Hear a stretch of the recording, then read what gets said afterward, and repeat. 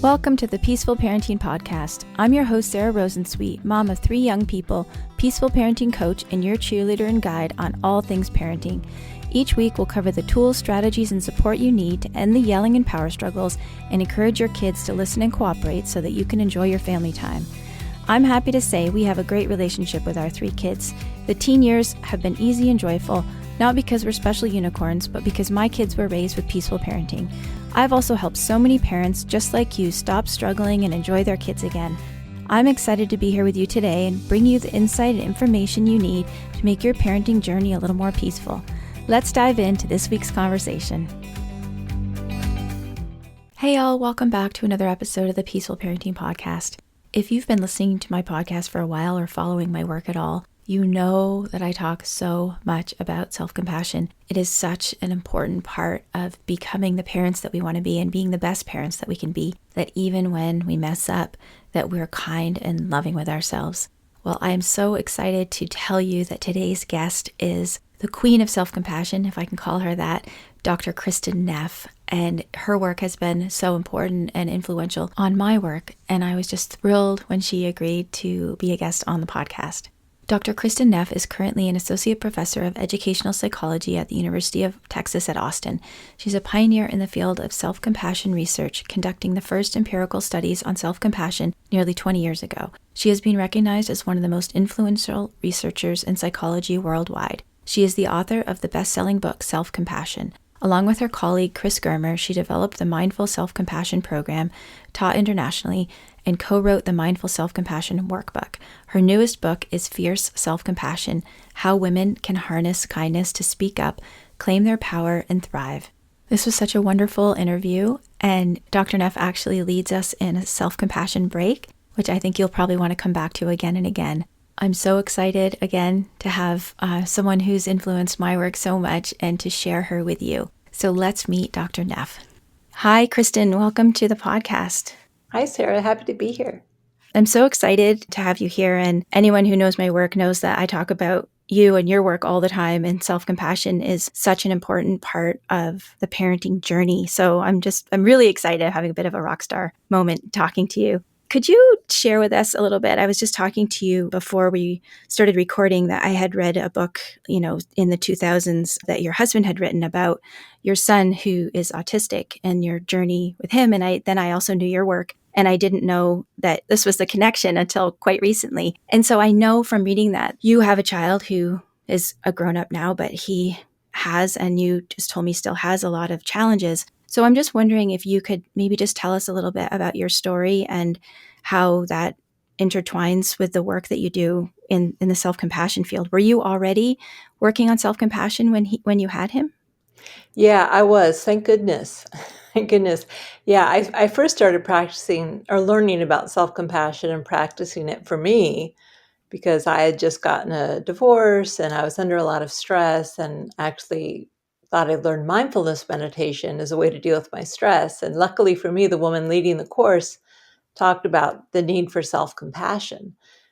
So I tried doing that, just being more warm, friendly, kind, supportive toward myself. And I was just so amazed by the difference it made in my ability to cope. And then that was about 1996 that I first learned about it. And then when I got a job as a professor at University of Texas at Austin, which was about 1999, I decided I wanted to research this thing that had been so useful in my personal life.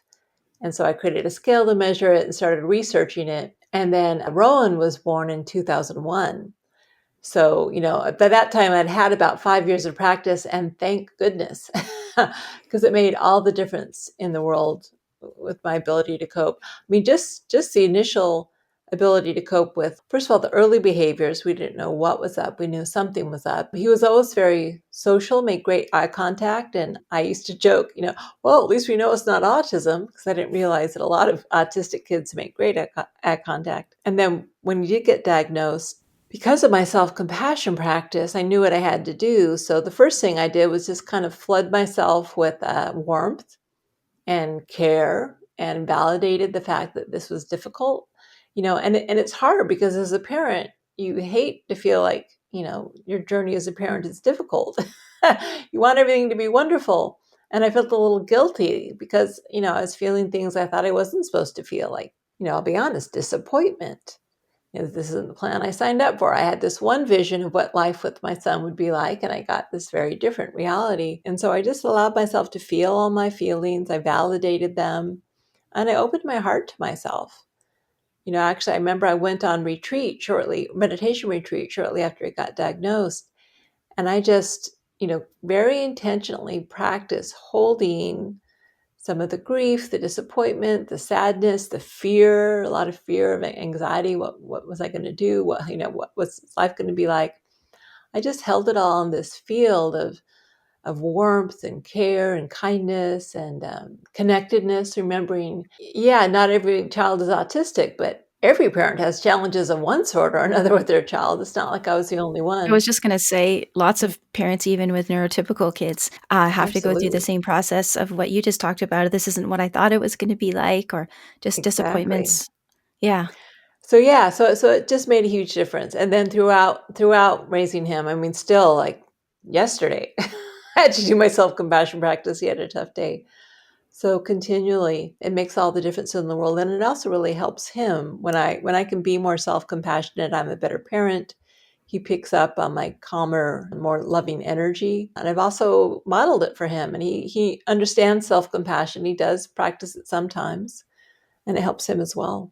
Yeah, it's that co-regulation piece that we need when our Yes. kids are having a hard time, and if we're not being compassionate with ourselves, then we can't stay calm and show up for them, right?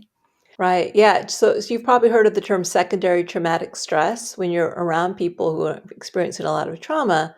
Because of the way the human brain work, our mirror neurons, the whole empathic ability of the brain, when we're around someone who's experiencing intense trauma or a lot of pain, we actually register that in our brain. And so someone, autistic child or anyone who's really tantruming or any child in a lot of pain, we're actually experiencing that pain in our own brain. And so we experience some of the trauma of that actually secondhand.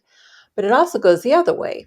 So I say there's secondary self-compassion in the sense that, our children also have mirror neurons and they're empathic. And so when we're frustrated and self-critical, then they're picking up on that. But when we have this sense of love and warmth and kindness and care and presence, then that's what they're picking up on with their mirror neurons. I used to help regulate my son's emotions, especially if he had a really bad tantrum. Or now he's it's not so much tantrums, but he has OCD, so he'll get in these negative spiral loops that are really challenging. And I help regulate his emotions by, again, regulating mine. It's not just the calmness, it's also the love, the warmth, the care, which is something that's really communicated, just to other people. And when my son can pick up on my internal care, and also I care for him as well, but the whole thing helps him regulate his emotions. When you find it tough, what do you find helps you or it can help us when we're in that situation and we know rationally, like, okay, this is a time for self-compassion and trying to stay calm, but it's just really hard and it's like the fifth time today. So there's different ways to give yourself compassion. One really effective way is through physical touch, because compassion is actually the whole care system is linked to the nervous system, right? It decreases sympathetic fight or flight response. It increases parasympathetic heart rate variability. And so that can be help. You can help activate that by giving yourself some supportive touch, like putting your hands on your heart or cradling your face or holding your own hand. And it kind of cuts through the mental chatter and you go straight to the body. You help your body feel held, literally, and supported. And that can help calm down your nervous system, and that can therefore help your mind calm down. So that's one really easy way. Also, just bringing in the three components of self-compassion intentionally. Maybe now would be a good time for you to give us a definition of self-compassion. Yeah, so it's more than just being warm and kind to yourself. That's part of it, but also a mindfulness is really at the foundation of self-compassion. So if you think of compassion as similar to what, you'd show compassion to a friend who is struggling, we have to be willing to listen and be there for their pain. If they call you up and say, hey, I really need to talk, and you say, I'm too busy, you can't give your friend compassion. And so it's like with ourselves, we have to be mindful of our pain. We need to be willing to acknowledge it and pause and say, wait a second, I'm having a hard time. I need to attend to myself. And that attending to ourself and our difficulty comes from the mindfulness. Without that mindfulness piece, we would just never even get there. So it's, validating our difficulty, being present with it, even though we'd rather just ignore it or fight it. And then, of course, responding with kindness and warmth. But the third piece, which I touched on earlier, is a sense of connectedness, of shared humanity. So oftentimes our default reasoning is, I'm the only one in the world who's made a mistake, or I'm the only one in the world going through a hard time. Everyone else in the world is living a normal, perfect life. I mean, this isn't rational, but we kind of default to that illogical thinking.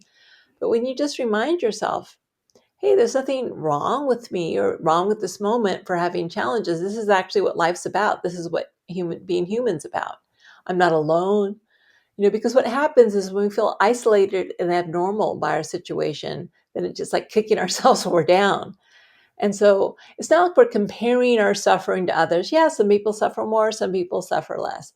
It's not so much that or belittling our suffering. Yeah, okay, so we aren't in Ukraine. So yes, that's true. But nonetheless, all human suffering is worthy of a compassionate response, and imperfection, challenge, difficulty, this is normal. This is what it means to be human. And so when we remember that, we decrease the isolation we often feel, and that really helps.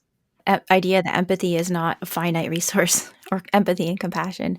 Yeah, I mean, that's a slightly different point, but just remembering that we aren't alone, that we aren't Mhm. abnormal. And then Mhm. the other point you make is actually a block to self-compassion. Often people who think that it is a finite resource, they believe that it's selfish to be self-compassionate, that they should focus their compassion on other people, not themselves. That's where that idea kicks in, that it's a finite resource. But of course, it doesn't work that way. So the more compassion we have inward, the more we have available to give outward. It's additive. It's not a zero-sum game. I love that. My husband, when my kids were little, and I would, frankly complain about being stressed out or touched out, he would say to me, and he is so loving and well-meaning, but he would say, "Listen, just be grateful you don't have to walk 10 miles to get clean water for your children." Right. And of course, I was grateful for that. And at the same time, he didn't really get that idea that you can have empathy for someone while other people still have it worse. Yeah. So, I mean, yes, gratitude is very important, to be grateful for what we have, the gifts we have, and not just focus on the problems, which is hard because our brain's designed to do that. So, gratitude practice is important. At the same time that you have gratitude for what you have, you can also have compassion for your struggles. Every Mhm. human being deserves both. So, we don't want to use gratitude practice as a way of belittling our pain or ignoring it because we just don't want to deal with it. Because, first of all, that'll backfire, right? If you just say you're grateful as a way of kind of suppressing your pain, it's not going to work. Every time we fight our feelings, they usually get stronger. So we need to allow ourselves to feel what we feel. We don't want to wallow in it. We don't want to like exaggerate it. We don't want to fall into self-pity. That's not helpful either. But simply acknowledging this is really hard for me. Yes, I'm grateful for what I have, but this moment's hard for me. And when we make space for our pain or for our challenges or our feelings of inadequacy, whatever distress is coming up, then we can process it, we can work through it, and it doesn't linger as long. But if we fight it or repress it, what happens is that that distress can actually turn into, psychopathology, things like anxiety disorders or depression, or worst case scenario, alcoholism, suicidal ideation. So it's really important that we acknowledge and validate our pain without wallowing in it, but just saying, yeah, this moment's hard. And can I care for myself in this moment? Can I be warm? Can I be understanding, just like you would to a friend? I mean, hopefully, if your friend says, I'm having a hard day, you don't just say, well, thank God you have running water. I mean, that's not very compassionate, you know? And I think my So, husband was trying to make me feel better, but yeah, anyhow. but it's funny, anything, it's just such a fine line. It's true. We do need to have gratitude for what we have. And we don't want to misuse self-compassion as a way of ignoring or repressing our pain. So we Mhm. need to be open to what is and allow it, but in a way that also makes space for things like gratitude and perspective. So going back to the 3 points, just to make it clear for people listening, the first big idea of self-compassion is acknowledging, like, I'm having a really hard time right That's now. the mindfulness, being mindful of the fact that you're having difficulty. And so mindful is not just being aware of it. I mean, it is being aware of it, but there's in mindfulness, some built-in perspective is there. There's some equanimity in mindfulness. It's not like you're lost in it. It's not like you're drowning in it. There's a little bit of space around it, so you can be aware that you're having a hard time, but you're doing so from a more balanced perspective. Right? Because if you're drowning in it, that's not helpful either.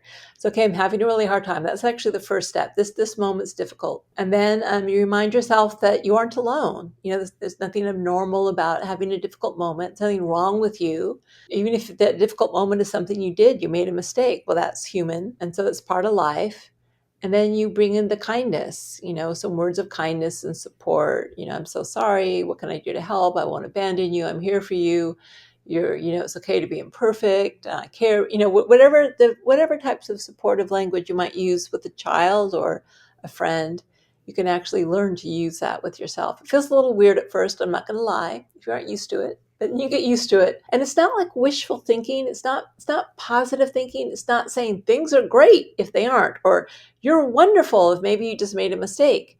It's more just the warmth, the care of acknowledging the imperfection of your life or yourself, but with an open heart. What I teach parents is that, just to what you're saying, it's not like you're saying, oh, I didn't do anything, I didn't make a mistake or I'm perfect. It's that I'm worthy and lovable, even though I yelled at my kids 5 times today.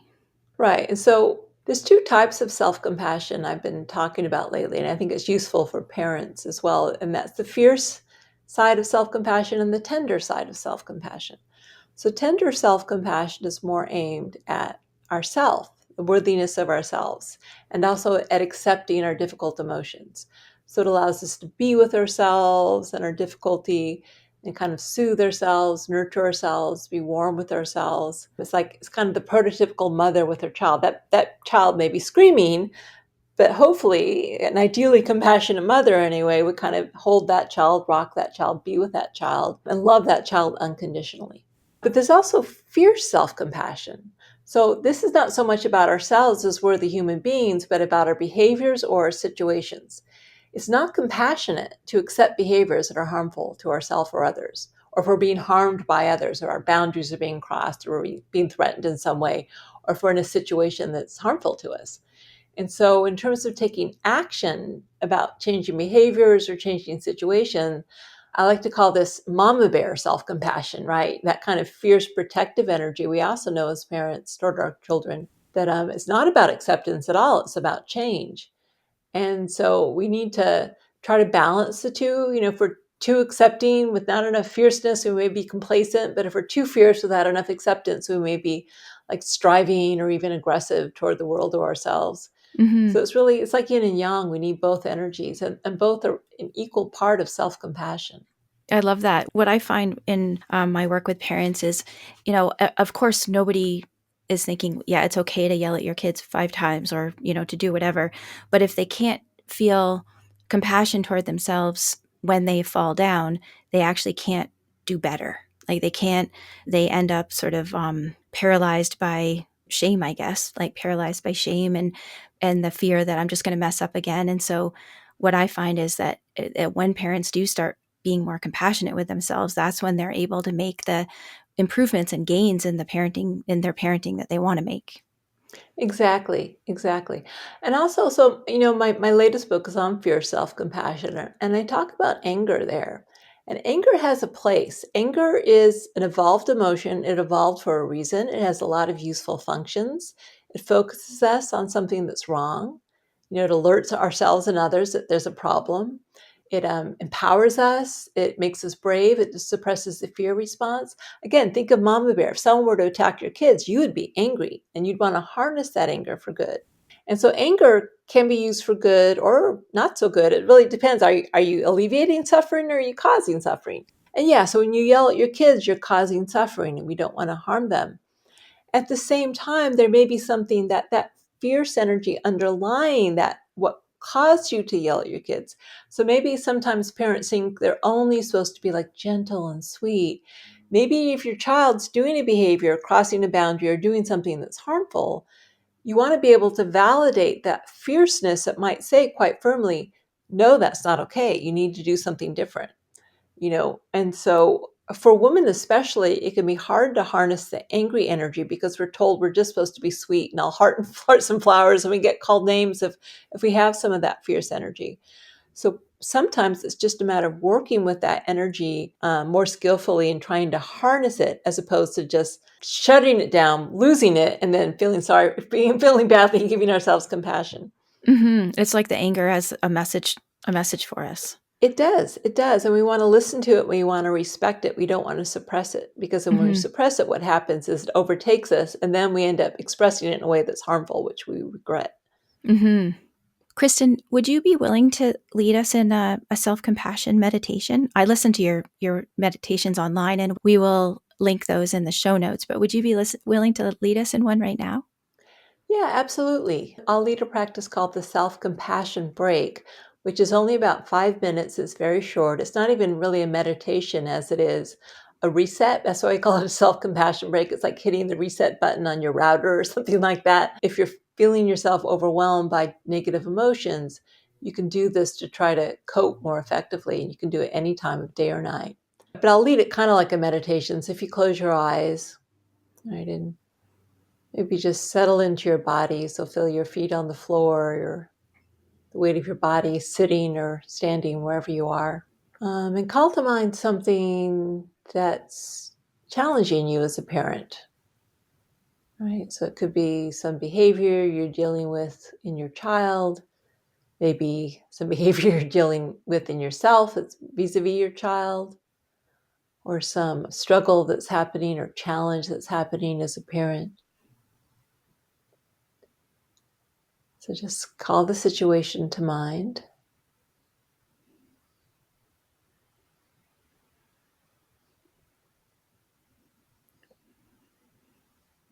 Right. And so what we want to do is bring in these three components of self-compassion, starting with mindfulness. So just taking a moment to recognize it. It's hard to feel this, right? It's uncomfortable, it's distressing.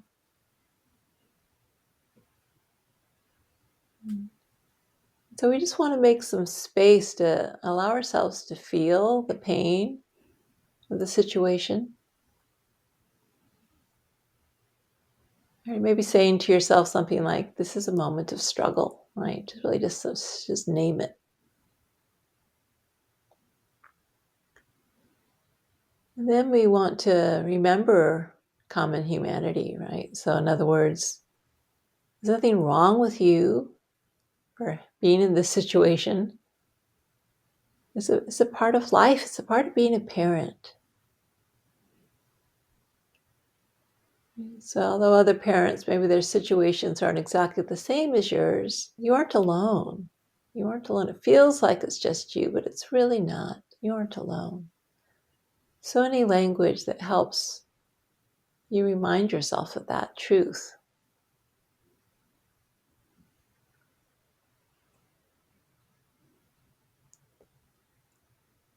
And then we want to give ourselves some warmth and kindness because it's difficult. And so one way to do that, as I said earlier, is through physical touch. So try putting your hands on your heart, both hands over your heart. Just feel the warmth of your hands.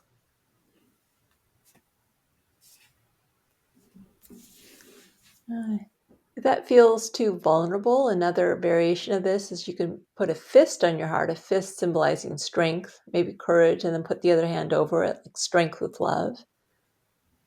You can try that out and just see which feels more comfortable to you.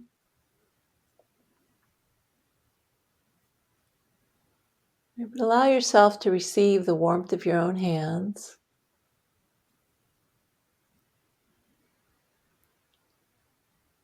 And then try you can do it out loud or you can do it silently. Try saying to yourself something that you really need to hear right now.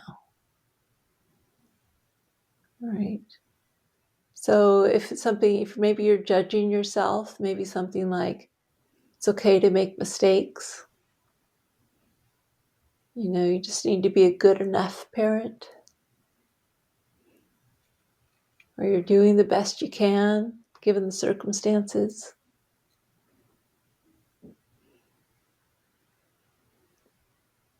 right? Or if it's just something more external to you, you can say something like, I'm so sorry you're going through this. It's really hard.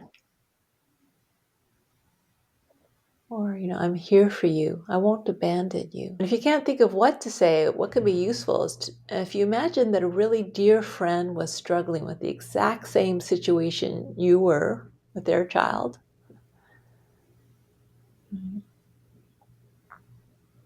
What would you naturally say to your friend if you wanted to be compassionate and supportive to them?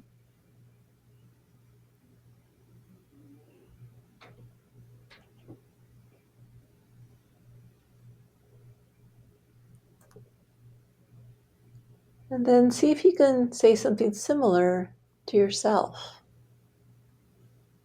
Make a U-turn. Give yourself what you might more easily give to others.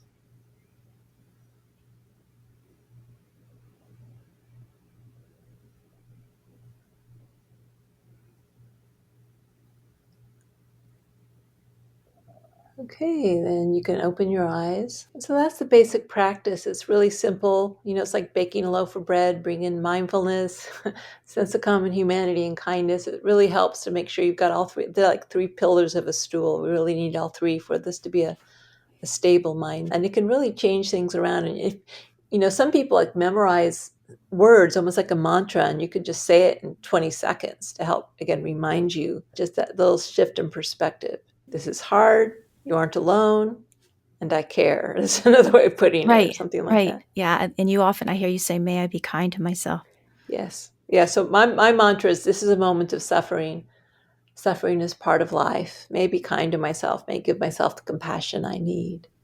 I love that so So much. those are my phrases. And it's really nice to come up with your own because people respond differently to language, what works for Hmm. them. Hmm. What would you say to somebody who says, I try to give myself compassion, and all I can hear is that I call it like the inner mean girl or the inner bully.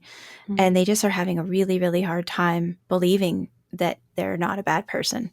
Yeah. So it's really important to remember that our inner bully is just trying to keep us safe.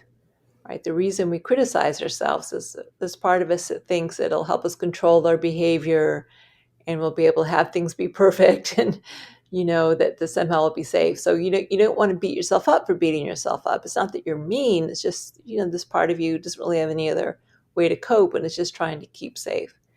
So that's important to recognize. And then, just remembering that, well, we have a lot of different ways we can try to keep safe. So we have the threat defense system, which is a critic, fight, flight, or freeze, which is like we fight ourselves or we flee into shame or we freeze and ruminate. But we also have the care response, which is a way to feel safe. And so it feels like we can't do it, but chances are you have had experience being caring to others. And so you really just have to make that U-turn. You don't have to believe it. You might feel like I'm not worthy of compassion.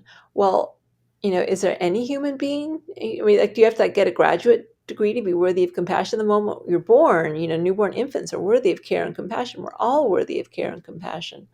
We didn't choose the circumstances we found ourselves in our life or how we developed.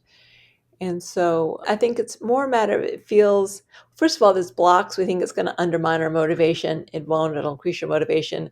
We think it'll make us indulgent. It won't. It'll make you healthier. We think it's selfish. It's not. It allows you to give more to others. We think it's going to make us weak. It doesn't. It makes us strong. So we've got to get over the cultural blocks. We also have to get over the instinct towards self-criticism, which is it's a physiological instinct, fight, flight, or freeze. And so there's a little bit of an effort to it at first. But actually, it's not very hard to do. Once because again, we have so much experience with others. So but some people it takes longer. So it's we say walk slowly, go farther, just go at your own pace. Really, it's really once you set your intention to be kinder to yourself, things start to change. Then it's really a matter of is your intent to help or harm yourself. And once your intent is to help yourself, then even that makes a difference. I love that. You're going to help so many parents listening to this. I really appreciate your wisdom. And it's been an honor to talk to you. And I'm so grateful that you could take the time today to talk to me. Before I let you go, I want to ask you the question that I ask all my guests, which is if you could go back in time to your younger parent self, what piece of advice would you give yourself? I think maybe I would just tell myself to trust more. I mean, when you're a new parent, you just feel like I have no idea what I'm doing, and I'm going to make all these mistakes, and I'm not doing enough. And I think maybe I would give myself the advice just to trust a little bit more in myself. Trust in my own loving heart that if you make mistakes, it's okay. That the bottom line is that your child feels loved. But again, I was really fortunate that I had about 5 years of self-compassion practice once I had my first child. I was 35. I was also older. So if I had been even younger, it would have been even more difficult, that's for sure. Well, he was born to the right person. Before I let you go, tell us where we can find more about you and your work and what you do. Well, I'm easy to find. If you just Google the word self-compassion, you'll find my website, which is selfcompassion.org. And you can take a self-compassion test to find out if you really need to practice this or not. There are lots of guided practices and meditations. There are videos. And if you're a research nerd, I've got hundreds and hundreds of research articles on self-compassion on my site as well. And then from there, you can take training either with me or you can link to the Center for Mindful Self-Compassion, which is a nonprofit I founded with my colleague Chris Germer. And you can take the full 10-week mindful self-compassion course online through the Center for Mindful Self-Compassion. So, if you're interested and this is something that you feel you'd like to invest some time in, and I really would suggest it because it's radically life-altering, the training is available. And you can I've also have, I think, 4 books now. So You I've think got 4 books. self-compassion. No, I That's do hot. have 4 books. Yeah. Self-compassion, fear self-compassion. Then I have the mindful self-compassion workbook, which is all the practices and exercises. And then teaching the mindful self-compassion program, which is like the pedagogy of how to teach self-compassion to others. Oh, great. Thank you so much. Really appreciate it. You're welcome. Thanks for listening to this week's episode. I hope you found this conversation insightful and exactly what you needed in this moment. Be sure to subscribe to the show on your favorite podcast platform and leave us a rating and review on Apple Podcasts. Remember that I'm rooting for you. I see you out there showing up for your kids and doing the best you can. Sending hugs over the airwaves today. Hang in there. You've got this.